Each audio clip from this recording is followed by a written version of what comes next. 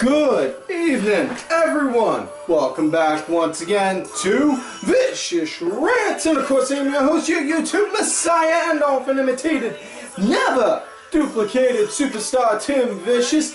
And we're going to be talking about what Raw this week. It was in Providence, Rhode Island, and the Go Home Show to Battleground coming up this Sunday, of course.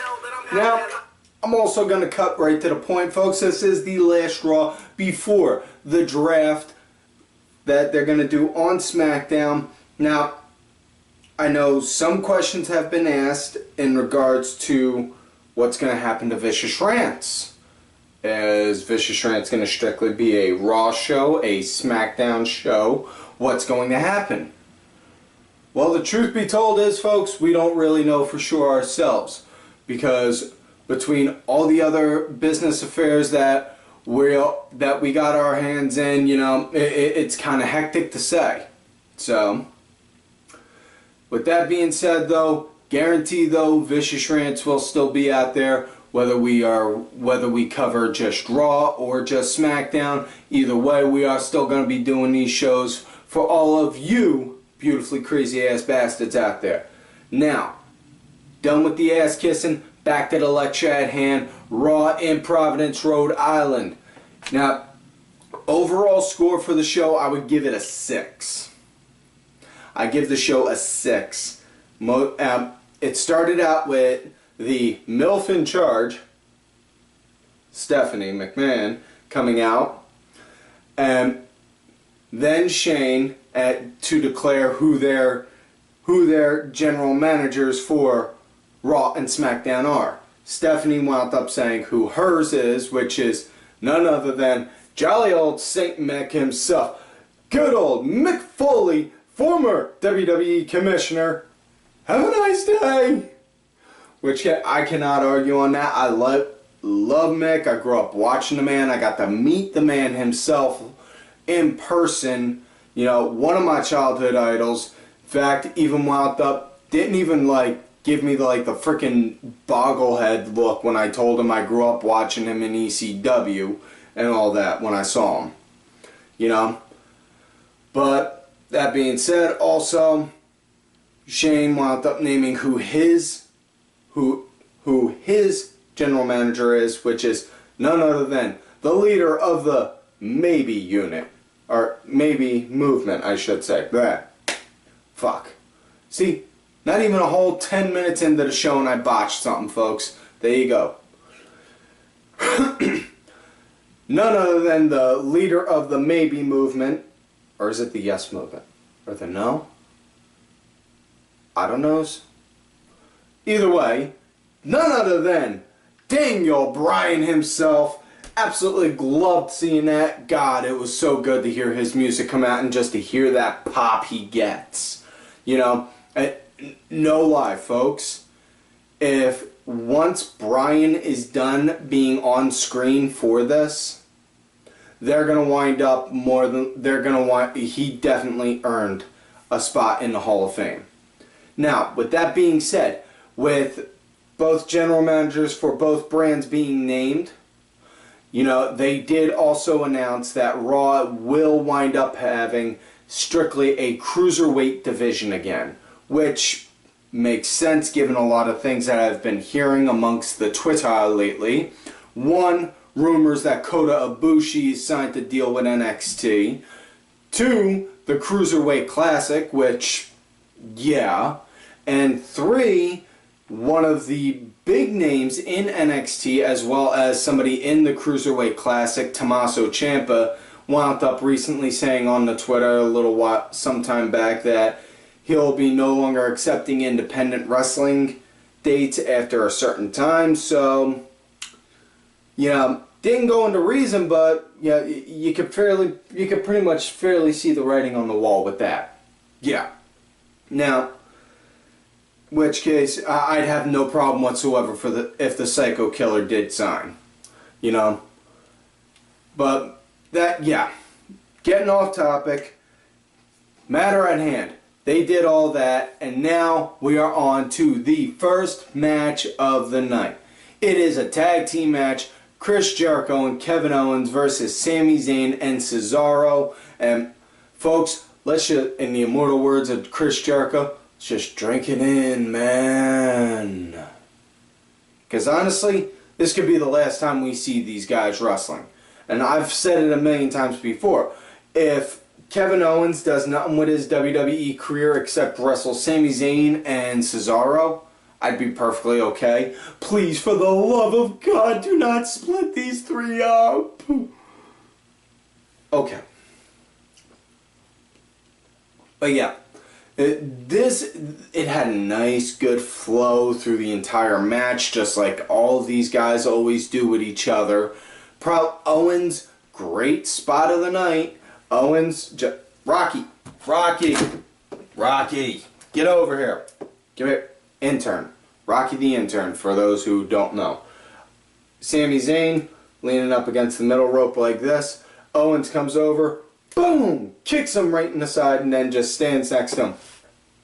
Like that. So yeah, that's Owens' great cheap pop for the night. You know, much like Mick Foley does with his cheap pop for right here in. You know, but yeah, that was beautiful with that, and I really hope that they're gonna wind up doing. Yeah, no lie, between Owens and Zayn at Battleground on Sunday, that's going to wind up being one of the biggest show stealers ever. No doubt. Now, match wound up coming to an end with Zayn actually getting a roll-up on Chris Jericho right out of nowhere. And, yeah, from what it's looking like, after the Zayn and Cesaro thing is done, I think they're going to wind up having, or not Zayn and Cesaro, after the Zayn and Owens bit's done, I think they're going to wind up pushing Owens feuding with Jericho. More so because you look back at the 4th of July one, they showed Owens get hit with a pie, don't really know on who, and then that SmackDown, Owens is wearing one of Jericho's scarves, and with this, you know, it's just putting some of the pieces of the puzzle that I see together, you know.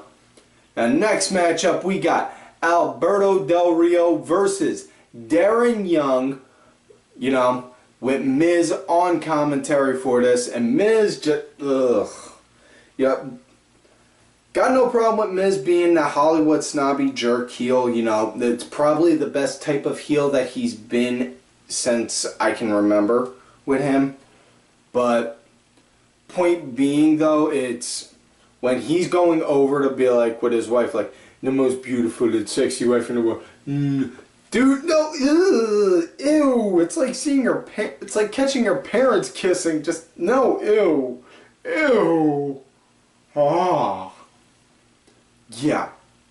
Not only that, Maurice, her voice is like fingernails on a chalkboard. You know.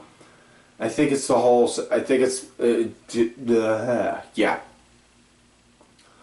But yeah, this was pretty much a mediocre match at its best, which it's kind of sad because Young, he's a good kid and he's got good talent.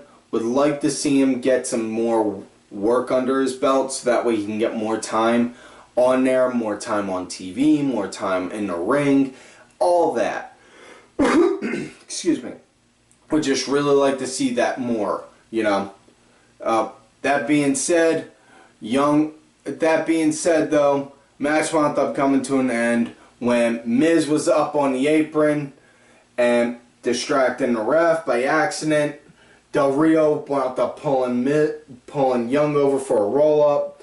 Del Rio let go to go grab the ref, and then Young grabbed Del Rio, threw him against the ropes, bounced him off, gave him a roll-up himself. 1, 2, 3, got a win with the roll-up there.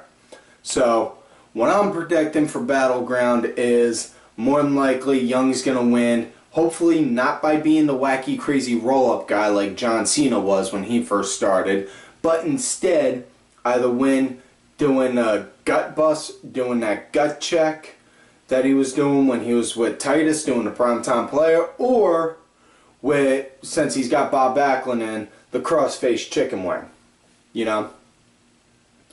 Now, next matchup after that, we got a 12-man tag match, which this was your obscure tag match for the night, folks. And yes, I did just turn the infamous fan on in here because in the Vicious Studios we got no air conditioning whatsoever, and it is hotter than the sun on July in here right now. No lie. No lie. I am literally got like a glaze of sweat starting to go on me.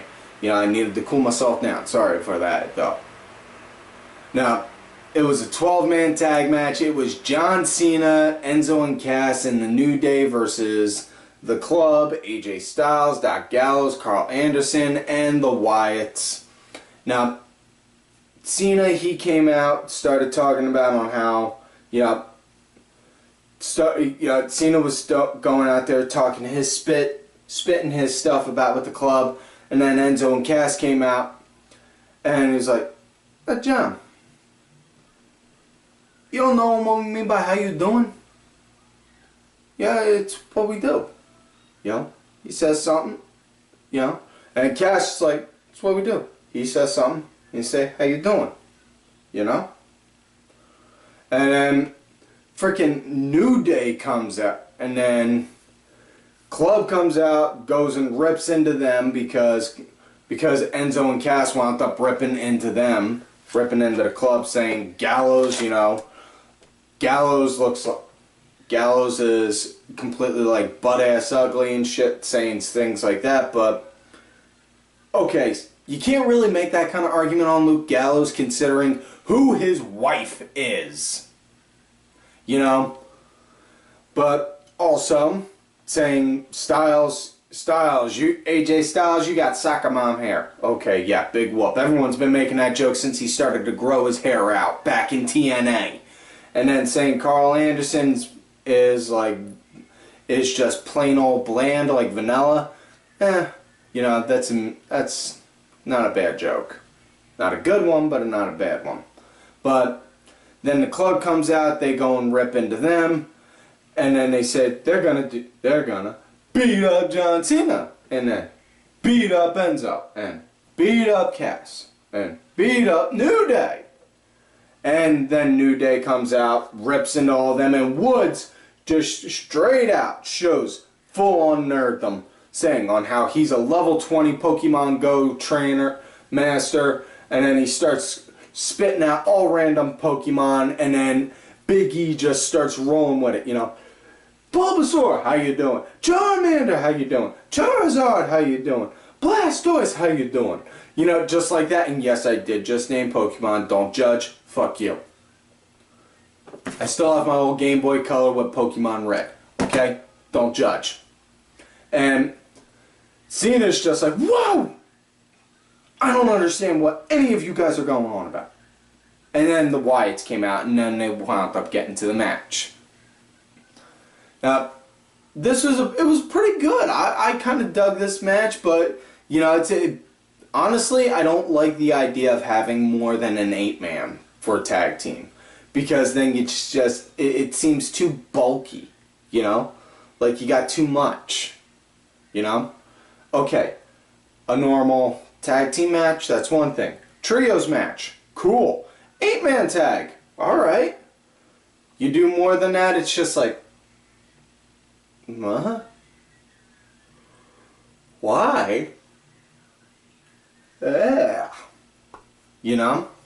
But yeah. But yeah. Notice there was slight hostility between the Club and the Wyatts, which hopefully they can play on something like that down the road with them, you know. And yeah, it's because like it was the Club and the Wyatts, they showed they'd go tag me like, you know. And yeah, it's the Wyatt, you know, that and the feud between the Wyatts and the New Day really picking up good. Surprisingly, Woods didn't show any of his fear of the Wyatts like he's been, but did notice Woods was starting to grow a bit facial hair, so, you know, perhaps Woods may wind up joining them? Who knows? But yeah, Wyatt's and New Day wound up eventually going all out at it, and they brawled to the back, which wound up leading Enzo, Cass, and Cena in the ring with the club, and match wound up coming to an end when Enzo and Styles was in the ring, and Enzo went to go deck Styles. He ducked and caught Cena by accident, and then Styles got Enzo, hoisted him up, and hit him with the Styles Clash, got the 1, 2, 3. So yeah. So next matchup after that, we got our piss break of the night, folks. It was Baron Corbin versus Sin Cara. This was, like I said, this was just a piss break. No need to go into more detail than that. It was Corbin won with the end of days. After that, he started beating the crap out of Sin Cara. Kalisto came out to help him, and then he beat the crap out of Kalisto. That's it. Next up, we got another tag team match. I swear fucking Teddy Long booked this show tonight because we got so many fucking tag team matches. You know, we've had one singles match so far tonight, folks. Sasha Banks and Becky Lynch versus Charlotte and Dana Brooke. Now, this had a nice, good opening feel to it. You know, it was starting to feel like it was something from like back in the old NXT days. And then Natty came out, attacked Becky, and then the ref threw the match out. So, it's nice to see they're bringing that back up, though. You know, we're getting that story brought back, which I'm not sure if that's a good thing or a bad thing, but we got an extra story in the women's division now, so... Ugh. Excuse me. Yeah. So, yeah. And that's that. Next matchup after that, it was another tag match. Rusev and Sheamus versus Ziggler and Ryder. And like the fact that both Ryder and Ziggler both came out wearing their ZR versus DZ stickers on their shirts, which from a few years ago, back when Ziggler was Money in the Bank winner, they were both doing like this own little online viral thing to try and push for them two to have a match at WrestleMania. You know, they were doing hashtag ZR versus DZ, and they would mail out stickers to people and shit. So, you know, but aside from that though, yeah, the big part in this match that I was kind of impressed with was on how aggressive they were making Ryder look. You know? They had him moving like, you know, okay, I got a goal. My goal is to beat your ass, get your title, steal your woman. You know, he looked like he had that kind of a checklist going on Rusev. You know, and hey, if that's his goal, by all means, go ahead. But, Zack, can I give you a bit of advice, bro? Even though you got... If you're going to go and follow that said checklist, you know, kick his ass, take his title, steal his girl, feel free to bring Lana here. You already got Emma. No need to go and no need to put more on your plate if you don't need to. If you don't need it.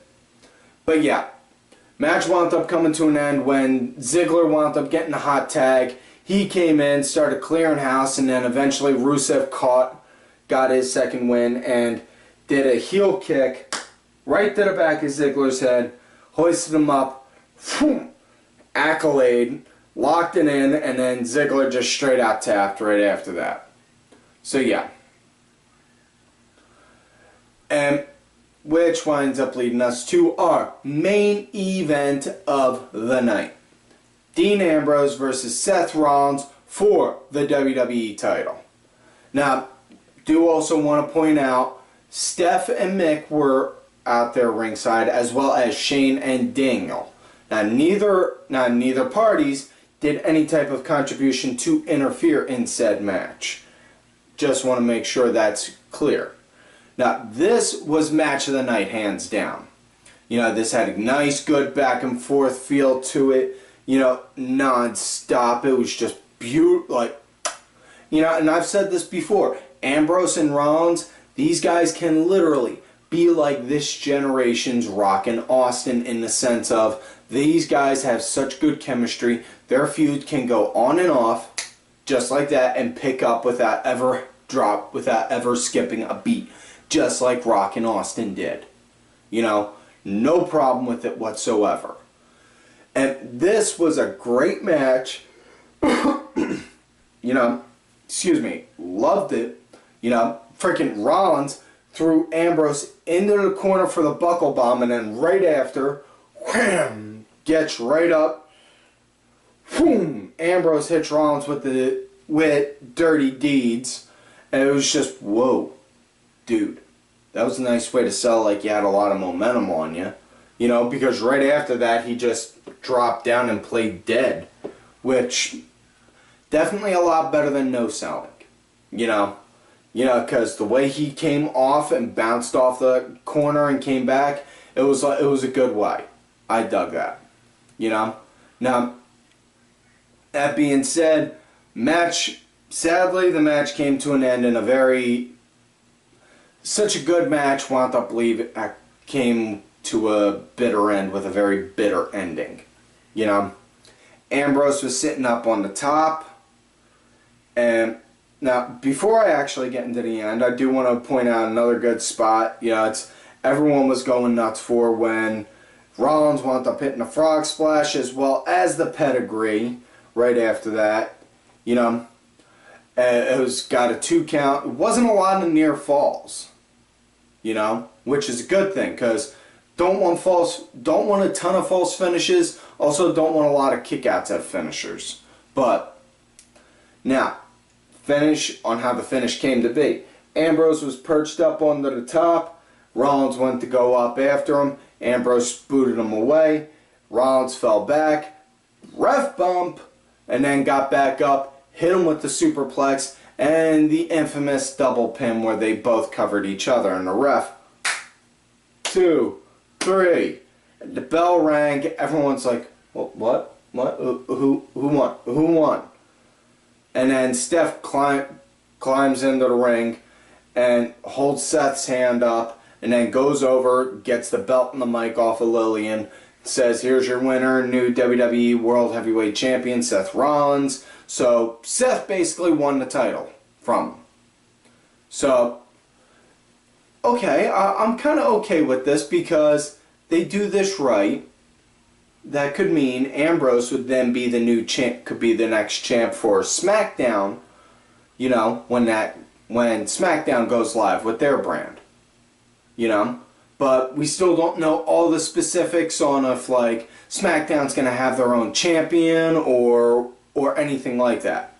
But with that being said, though, folks, that, yeah, like I said, that's it for this week's show, folks. So, like all normal, please do not forget to like the video, subscribe to the channel, go back, watch some of the other episodes. Make sure y'all look for me on Twitter at TimVicious. Also, make sure y'all look for my backup account, Tim_Vicious. I'm also out there on that Facebook gimmick under Tim Ash. Also, folks, do not forget to follow all of these cool ass cats right here on Twitter. Vicky Earls, Axel Mulligan, Sunday Segway, Simply Sabrina, WWE Grandpa, Aaron _Deborah, my executive producer who provided the music for this week's show, Mr. Oliver Ben. Make sure y'all check his music out. It's out there on iTunes, Spotify, Xbox. Details on that are in the description box. Also, hit him up on Twitter if you want music. Also, my client, Bronx Bitch Forever. And, folks, like I always tell y'all, you love me great, you hate me. Fuck yous.